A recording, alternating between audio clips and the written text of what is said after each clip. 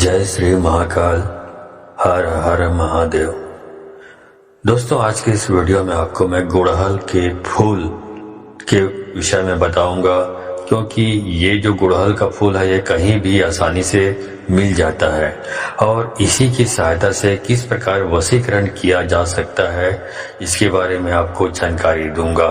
बल्कि इस फूल के जितने भी लाभ हैं उन सब के बारे में आपको जानकारी दूंगा। गुड़हल के फूल को आप ध्यान से देख लीजिए, यहाँ पे स्क्रीन पे आपको दिखाई दे रहा होगा। तो इस गुड़हल के फूल को अभी तक आप बहुत बेकार समझते रहे होंगे, लेकिन आज जब आपको बताऊंगा कि ये फूल कितना इम्पोर्टेंट है, महत्वपूर्ण है, कितना अच्छा काम करता है। यह फूल कोई मामूली फूल नहीं है। सम्मोहन करने के लिए तो रामबाण है ये, और इसके साथ साथ धन खींचने के लिए तो ये फूल चुंबक की तरह काम करता है। इसके साथ ही जो मानसिक रोग होते हैं, जितने भी प्रकार के मानसिक रोग होते हैं, हर रोग को ठीक करने की ताकत इस फूल में है। तो इन सब चीजों के बारे में आपको बारी बारी से आपको बताऊंगा। तो इसके बारे में आप जानना चाहते हैं तो मेरे इस वीडियो पे बने रहें, और साथ में चैनल पे पहली बार आए हैं तो चैनल को सब्सक्राइब करना ना भूलें। साथ में बेल आइकन को क्लिक कर लें। बेल आइकन को क्लिक करने के बाद जो ऑल का ऑप्शन आता है उसे भी क्लिक कर लें, ताकि आपको इस प्रकार की महत्वपूर्ण जानकारी मेरे यूट्यूब वीडियो के माध्यम से आपको प्राप्त होती रहे। दोस्तों, तंत्र शास्त्र में गुड़हल के फूल को मूलाधार चक्र को खोलने की चाबी माना जाता है। मूलाधार चक्र व्यक्ति को धन खींचने की और सम्मोहन की शक्ति प्रदान करता है। तो इन सारी चीजों के बारे में आपको वन बाय वन आपको बताने जा रहा हूं, ध्यान से समझिए। दोस्तों, गुड़हल का फूल भगवान गणेश जी के चरणों में चढ़ाया जाता है, क्योंकि भगवान गणेश जी को गुड़हल का फूल अति प्रिय है। तो जो भक्त लोग भगवान गणेश जी के चरणों में फूल चढ़ाते हैं वो इसलिए चढ़ाते हैं क्योंकि उनको पता होता है कि भगवान गणेश जी के चरणों में गुड़हल का फूल चढ़ाने से उनके जो रुके हुए कार्य हैं, जो भी कार्य अटके हुए हैं, जो भी विघ्न बाधाएं आ रही है, वो सारे के सारे विघ्न बाधाएं या जो रुकावटें हैं वो हट जाती है, छट जाती है और उनको अपने काम में सिद्धि प्राप्त होती है। इसलिए भगवान गणेश जी के चरणों में गुड़हल का फूल चढ़ाया जाता है।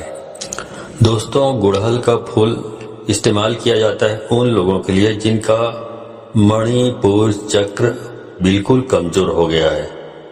मतलब क्या हुआ इसका कि किसी व्यक्ति को अगर बहुत ज्यादा डर लगता हो, कॉन्फिडेंस की उसमें बहुत ज्यादा कमी हो, तो भी गुड़हल का इस्तेमाल किया जाता है। तो उन सारी चीजों के बारे में मैं आपको बताऊंगा कि कैसे कार्य सिद्धि के लिए, मनोकामना पूर्ति के लिए और धन आकर्षण के लिए भी गुड़हल का इस्तेमाल काफी ज्यादा मात्रा में किया जाता है, क्योंकि भगवान श्री गणेश शुभ और लाभ के देवता हैं, जिनके चरणों में स्वयं रिद्धि और सिद्धि लौटती है। इसलिए अगर आपका कोई व्यापार है और आपका व्यापार नहीं चल रहा है, अगर आप कहीं पर नौकरी करते हैं, नौकरी में कहीं न कहीं बाधाएं उत्पन्न हो रही है, प्रमोशन नहीं मिल पाता है, या खासकर कि आपकी नौकरी की प्राप्ति नहीं हो पा रही है, तो ये विशेष रूप से ये इन लोगों के लिए वीडियो है जिनमें बताऊंगा कि कैसे आप इस प्रकार की दिक्कतें हैं तो इसको आप दूर कर पाएंगे। तो सबसे पहले वीडियो को लाइक करके कमेंट बॉक्स में श्री गणेशाय नमः लिख दें, ताकि आप पर भगवान श्री गणेश जी की कृपा हमेशा बनी रहे। जैसा कि आप जानते हैं कि गुड़हल का फूल तो भगवान श्री गणेश जी को अति प्रिय है ही, लेकिन आपको बता दूं कि भगवान श्री गणेश माता लक्ष्मी को भी अति प्रिय हैं।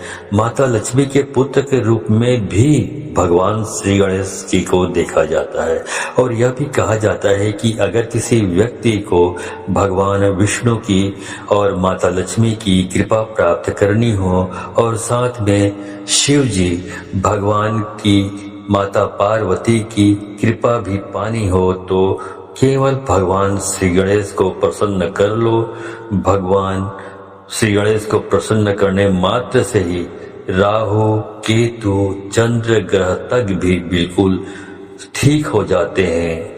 जैसा कि आपको मैं पिछले वीडियो में बता चुका हूं कि राहु केतु अगर किसी व्यक्ति का खराब हो जाए तो उस व्यक्ति के मन में बहुत ही ज्यादा बुरे ख्याल विचार आने लग जाते हैं। यानी कि ऐसे विचारों की उसके मन में श्रृंखला होती है कि वह बहुत ज्यादा चिंता करता है, हर एक चीज से डरता रहता है। और राहु केतु का सीधा संपर्क चंद्र ग्रह से होता है। यानी कि राहु केतु अगर किसी व्यक्ति का खराब हो तो चंद्र खराब होना भी उसका बिल्कुल निश्चित ही है, क्योंकि राहु केतु जो होता है वह किसी भी व्यक्ति को नशे की लत में डाल देता है। और जिन व्यक्तियों का राहु केतु खराब होता है तो ऐसे लोग बहुत ज्यादा अधिक मात्रा में नशा कर सकते हैं। तो भगवान गणेश जी की कृपा पा ली जाए तो इतने सारे लाभ उठाए जा सकते हैं। राहु केतु को ठीक किया जा सकता है, चंद्र ग्रह को ठीक किया जा सकता है। और राहु केतु ऐसा नहीं है कि केवल बुरे प्रभाव ही देते हैं, जिस व्यक्ति पर अच्छे प्रभाव देते हैं ऐसा व्यक्ति कभी भी अपने जीवन में गरीब हो ही नहीं सकता। यानी कि अगर उसका सब कुछ बर्बाद हो जाए, सब कुछ छीन भी लिया जाए तो दोबारा से सारी चीजों को प्राप्त करने की पूरी शक्ति भी अपने अंदर समेटे हुए होता है। और राहु केतु अगर किसी व्यक्ति का अच्छा हो, और ऐसे व्यक्ति का, क्योंकि अगर राहु अच्छा होता है तो चंद्र ग्रह भी बलवान उस व्यक्ति का हो ही जाता है और उसमें कहीं न कहीं आसुरी शक्तियां अपने आप ही आने लग जाती है। यानी कि ऐसे लोग बिल्कुल कठोर हो जाते हैं। जैसे कि आपने देखा हो कि काफी लोग कुछ बहुत अच्छा काम भी करते हैं लेकिन फिर भी उनके दिल पर कोई असर नहीं पड़ता है, उनकी प्रसन्नता पर कोई असर नहीं पड़ता है और खूब ज्यादा धन कमाते ही चले जाते हैं। तो यह भी केवल राहु केतु के प्रभाव के कारण ही जीवन में होता है। राहु केतु जिस व्यक्ति का अच्छा हो ऐसा व्यक्ति गरीब हो ही नहीं सकता, बल्कि बहुत ज्यादा अधिक धनवान वह निश्चित ही मिलता है।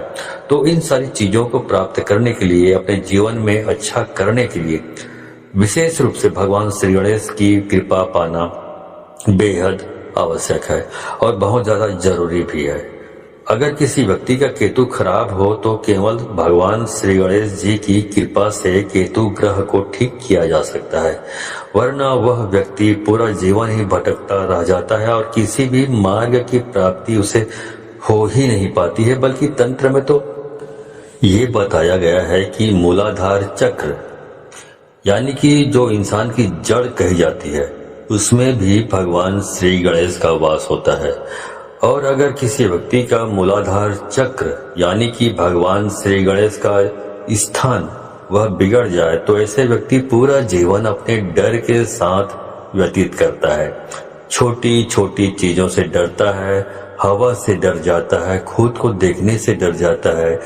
और खास करके जितने भी लोग होते हैं जिनको मानसिक परेशानी किसी न किसी प्रकार की होती है या जिन पर तंत्र क्रियाएं आसानी से हो जाती है, टोटके आसानी से हो जाते हैं, दूसरे लोगों का प्रभाव उन पर आसानी से पड़ जाता है। जैसे कि अगर कोई व्यक्ति बड़ा होता है तो उन्हें देखकर भी उनके मन में डर, चिंता, घबराहट उत्पन्न होने लग जाती है। यह भी इसलिए होता है क्योंकि उन लोगों का मूलाधार चक्र कमजोर हो जाता है। तो दोस्तों, सबसे पहले चीज तो यह है कि गुड़हल के जो फूल होते हैं उसको हर रोज शाम के समय रस निकालकर अपनी जो आज्ञा चक्र पर नाभि केंद्र पर लगाया जाए और खास करके ज्ञान मुद्रा में बैठकर ओम गणपतिये नमः मंत्र का जाप किया जाए तो इससे मूलाधार चक्र बलवान हो जाता है और उस व्यक्ति के जीवन में सम्मोहन, आकर्षण, वशीकरण काफी गुना बढ़ने लग जाता है। बल्कि धन की प्राप्ति उसे निश्चित होने लग जाती है क्योंकि इस छोटे से प्रयोग से ही उसका राहु केतु बलवान हो जाता है, उसका चंद्र ग्रह बलवान हो जाता है, भगवान श्री गणेश की कृपा उसे प्राप्त होने लग जाती है। तो आप ऐसा भी कर सकते हैं कि अपने घर में गुड़हल का पेड़ अवश्य ही लगा लें। गुड़हल के फूल उसमें आते रहते हैं तो 1-2 फूल उसमें निश्चित ही रोज उगते हैं। तो उन फूलों को तोड़कर केवल भगवान श्री गणेश जी को चढ़ाकर उसका सेवन करना शुरू करें। उन्हें अपने नाभि में लगाना शुरू करें, आज्ञा चक्र पर तिलक लगाना शुरू करें और देखते ही देखते आप देखेंगे कि आपके जो मन में डर रहता था, चिंता रहती थी, वह धीरे धीरे गायब होने लगा है।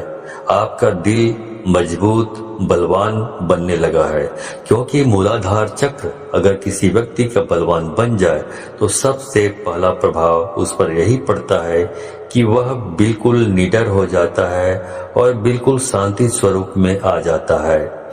सम्मोहन वशीकरण उनके लिए बिल्कुल प्रचंड हो जाता है और सम्मोहन उसके शरीर में बिल्कुल कृष्ण भगवान की तरह बहने लगता है। यानी कि जिस भी व्यक्ति की वह कामना करता है वह व्यक्ति उसके पास अपने आप ही खींचा चला आता है। ओम गण गणपतिये नमः यह भगवान श्री गणेश जी का मूल मंत्र है। तो ओम गण गणपतिये नमः यह तांत्रिक मंत्र भी कहा जाता है। इससे अधिक प्रभाव होते हैं। जिसमें होता यह है कि यह तांत्रिक मंत्र ही होता है, तो यह भी आप बिना किसी परेशानी के जाप कर सकते हैं। बल्कि अगर आपके पास सफेद हकीक की माला है या फिर कमलगट्टे की माला है तो इन दोनों माला से इस मंत्र का जाप किया जा सकता है। रुद्राक्ष की माला का इस्तेमाल इसमें आपको बिल्कुल भी नहीं करना है। गांठ बांधने अच्छी तरह समझ लें। काले हकीक की माला का इस्तेमाल भी आपको बिल्कुल भी नहीं करना है। गुड़हल के फूल से सम्मोहन के प्रयोग भी किए जाते हैं। अगर पत्थर पर पीसते हुए किसी व्यक्ति का ध्यान किया जाए जिसे आप अपने जीवन में आकर्षित करना चाहते हैं, सम्मोहित करना चाहते हैं और यूं चाहते हैं कि सामने वाला व्यक्ति आपसे बिल्कुल धोखा ना करे, आपसे बंधा रहे, आपके प्रेम में रहे, हमेशा आपसे प्रेम करे, आपसे बिल्कुल भी नफरत ना करे, तो आपको केवल इतना करना है कि आपकी जितनी उम्र है उतने ही गुड़हल के फूल या फिर आपके पार्टनर की जितनी उम्र है उतने फूल भी लिए जा सकते हैं और उन्हें पत्थर पर पीसते हुए गंगा जल का इस्तेमाल करते हुए उस व्यक्ति का ध्यान करें जिसको आप अपने जीवन में बांधना चाहते हैं, खुद को बांधना चाहते हैं, प्रेम में बांधना चाहते हैं। उस व्यक्ति का ध्यान करते हुए ओम गण गणपतिये नमः इस मंत्र का मन ही मन में जाप करते रहें और उस व्यक्ति का ध्यान बनाए रखें, उसको अपने दिमाग में उसका चित्र लाते रहें और रोजाना इस तिलक को खुद भी लगाएं। और अगर उस व्यक्ति को तिलक लगा सकते हैं, संभव है, तो आप अपने अनामिका उंगली से उस व्यक्ति को तिलक लगाना भी शुरू करें। क्योंकि बहुत सारी महिलाओं की यही परेशानी होती है कि उसका पति उनसे बिल्कुल भी प्यार नहीं करता है, शादी करने के बावजूद भी दूसरी लड़कियों से संपर्क रखता है। तो उसे अपने वश में करने के लिए केवल आपको इतना करना है, ये जो प्रयोग मैंने अभी आपको बताया है। तो इसी के माध्यम से उस तिलक को अपने हाथ से अनामिका उंगली से उस व्यक्ति को लगाना शुरू करें और आप खुद देखेंगे कि उसके मन में किस प्रकार से प्रेम उठने लगा है और आपके प्रति सम्मान, सम्मोहन उसके मन में काफी ज्यादा बढ़ जाएगा। ये प्रयोग किसी भी व्यक्ति को आकर्षण और सम्मोहन में बांधने के लिए किया जा सकता है। धन आकर्षण, नौकरी प्राप्ति के लिए भी, नौकरी में प्रमोशन प्राप्ति के लिए भी नाभि में अगर गुड़हल के फूल का रस लगाया जाए, रोजाना नहा धोकर लगाया जाए, तो इससे नौकरी में प्रमोशन की प्राप्ति होती है, तरक्की मिलती है, नौकरी में सफलताएं मिलती चली जाती है। बल्कि अगर आप नौकरी की तैयारी कर रहे हैं तो विशेष रूप से इस प्रयोग को करना चाहिए आपको, क्योंकि इसमें बुद्धि भी बलवान होती है। भगवान श्री गणेश को बुद्धि का देवता भी कहा जाता है। इसी के साथ जिस टेबल पर, जिस कुर्सी पर बैठ आप कार्य करते हैं, व्यापार करते हैं, नौकरी करते हैं या पढ़ाई करते हैं, वहां पर एक सफेद गणपति की मूर्ति अवश्य ही रखा करें। रोजाना काम शुरू करने से पहले, पढ़ाई शुरू करने से पहले भगवान श्री गणेश जी को नमस्कार करके उसके चरण अवश्य छुआ करें और ओम गण गणपतिये नमः मंत्र को बोलकर अपना कार्य शुरू किया करें। इससे सारी बाधाएं तुरंत हट जाती हैं, काफी लाभ की प्राप्ति होती है। ऐसे व्यक्ति के अंदर शांति अपने आप ही बनने लग जाती है, वह सुख में बहने लग जाता है।